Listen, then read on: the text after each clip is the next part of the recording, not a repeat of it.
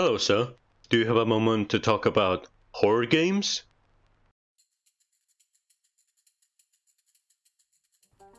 Horror is an interesting genre.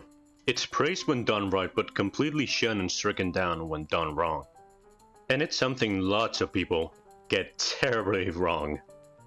A good example of this lack of understanding can be found in modern horror movies, for example, which basically boil down to a theme park ride, basically. Just a linear sequence of jump scares with little to no actual danger. But it's not all bad for horror. The video game community has been completely spoiled with great games recently. The last couple of years have seen a shift in the horror game scene.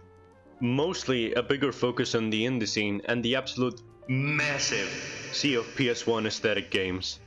Most of these are free games made by a single person or a small team of individuals, not a 300-ish person powerhouse, and to be honest, they're good? I'm always surprised at how good games can be when it's like one dominating unfiltered vision rather than a story curated by multiple individuals and approved by a board of old men. So, what is the point of this video? Well, I picked 5 of these itch.io core indie horror games at random, and I'm going to review them right now. I'm just gonna sit down, game, and tell you what I think. It's that simple. So, let's get started with the first game. Dollhouse is a shortish game that honestly impressed me. The itch.io page doesn't have much on it, the description only being a short synopsis of what the game's about. So allow me to expand upon that. This game puts you in the shoes of a weeaboo degenerate vampire who has an endless supply of instant noodles and doesn't go outside. And your friend, Mark, tells you about some dilapidated old house in the middle of the forest. And talking about exploring Seth's house at like 2 AM. Surely nothing can go wrong. So you walk your fat ass off your bed and walk around for like 20 minutes trying to find the key to exit your own apartment, which, spoiler, is in one of the cupboards in the kitchen. And then embark into the woods with your car, determined to find Seth's house. Once you get inside the home, you start to unravel the mystery of what went down inside, all while trying to find your paw, Mark. Now, the horror in this game is subtle, for the most part. Like, for example, when you get out of your car and start heading down the pitch black forest into the house, you'll quickly notice where the house is since, the lights are on. But as you get closer and closer, they suddenly turn off. Ooh, spooky. And while we're still talking about the house, the inside of the house is unnerving to say the least. The pitch black interior and the eerie drones really set up the atmosphere. And the fact you hear someone else in the house with you throughout, it just enhances it to a whole other level. It's incredible. This is a good game. It understands horror pretty well, and it knows how to use the fear of the unknown for some good juicy suspense. Go play it. It's a good game in a sea of puppet combo rip-offs. 8.5 out of 10. Also, you can't play the game in French. They're based. Ratman is a VHS style, found footage style survival horror FPS focusing on combat and low poly atmosphere, emulating the eeriness of old games, but most importantly, it's a direct sequel to the masterpiece that is New York Rat Simulator. So, the plot of the game.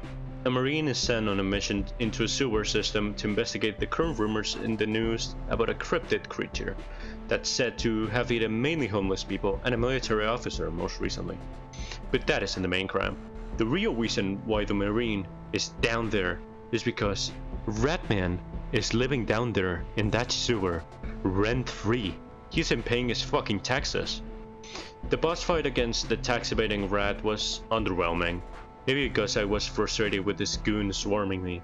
But I can't complain.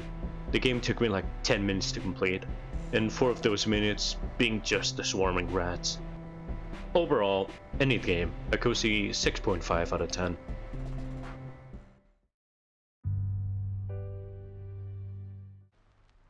Fears to Fathom is an anthology series, each episode being its own game. And each of these games are just interactive retellings of Reddit r/no sleep stories. which is kinda funny since the people who did this game sell them off as real stories. And if you're going to seriously believe everything people post on Reddit is true, you should seriously consider your life choices. But anyways, I'm getting sidetracked. Let me talk about the game. In the first episode, you play as Miles, a 14-year-old kid that's home alone on a Friday afternoon. The gameplay loop is as intricate as Chilla's Arts games.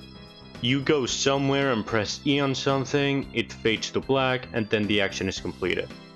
Watching paint drying is more entertaining than this shit, to be honest. There's no atmosphere, just screen effects to simulate one. Then, the scares aren't done the best. One of them can be actually completely missed if you aren't actively watching your surroundings for spooky stuff. Also, despite being 10-ish minutes, this game drags hard. I mean, your objective is to make some mac and cheese, watch TV, and do homework for about 3 hours. There isn't even a final confrontation. You just hide under your bed until the game plays comforting music. Because if you try to confront the attacker, like in every other game,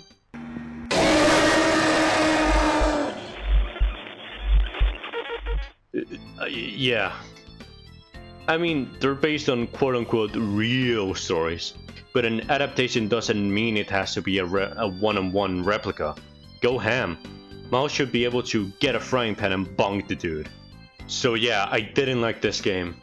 Like, in contrast to every other YouTuber under the sun. I give it a 5. Please, make the horror game actually scary.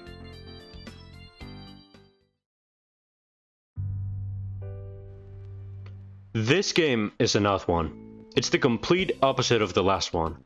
This one doesn't hold your hand and tell you where to go next, what your next objective is.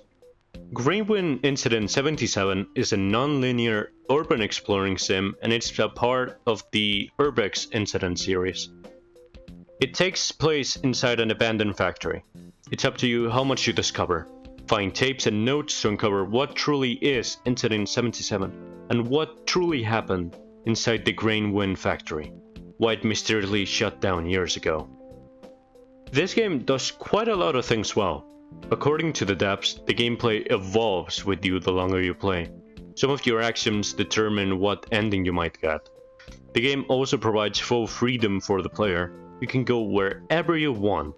It's a game that's meant to be completed in one sitting, so it ain't that long, and the devs also say there's an element of randomization with some of the elements the game has. Now, this game is seriously spooky. There are a lot of good scares that could catch anyone off guard. They're not the usual spookies that result in a jump scare, more like setting the scene for things that will come later on. And it has some PT elements that are simply amazing and work extremely well with this game. While yes, the atmosphere is dense, sludgy, intense, and it really fits the gritty, crusty urban setting, the VHS-like static and the sameness of all the rooms can sometimes be disorienting, and you could get lost inside the massive factory, but it isn't that big of a deal. But not anything is flawless, and I excitedly recommend this game while waving my arms. I'll be playing more of their games and I'll see what they do next with great interest. 8 out of 10.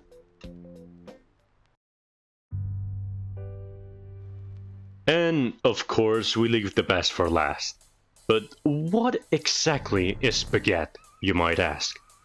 Well, Spaghetti or spaghetti is a nice Italian word for food that lazy-ass, overweight Americans can eat at their own leisure. Famous spaghetti concoctions include SpaghettiOs and spaghetti straps. Spaghetti is a very popular food. Hell, certain places in the world are culturally tied to spaghetti. Italy, Little Italy, and your Italian neighbor's house are most of these places. The cultural impact of spaghetti upon people is best reflected in the phrase "Mamma Mia", which is spilled out from Italo-centric communities and into Mario games. Spaghetti is deeply influential, to the point that it inspired an extremely hilarious meme from 2017 that will keep being funny for millennia. And today, I'm here to desecrate a tomb, for I am reviewing a shitpost based on that meme. This game mechanically draws from FNAF, or at least the FNAF adjacent game like The Joy of Creation. But narratively, it draws more from The Republic by Plato and The Gospel of the Flying Spaghetti Monster. You have a plate of spaghetti in front of you. You must slap the spaghetti using the patterns they give you to keep it warm. Your main goal, logically, is to survive, by keeping the spaghetti warm. But if it reaches a certain point on the bar in the corner, it'll suddenly freeze up into a solid block of ice. The spaghetti monster is not pleased with you, and, by divine intervention, it'll kill you with a cheap jump scare. But you don't have to only manage the wrath of the Almighty God. You also have to deal with Papa, Mama, and Kid Bear. To deal with them, you will simply have to hide from them and wait for them to leave, because you'll also succumb to a cheap jump scare if they spot you. So, this is a low effort shitpost to kill time, since there isn't really any objective here, really. Unless your objective is to make it to the top of the leaderboard, in which case, have fun. My verdict? Very messy game.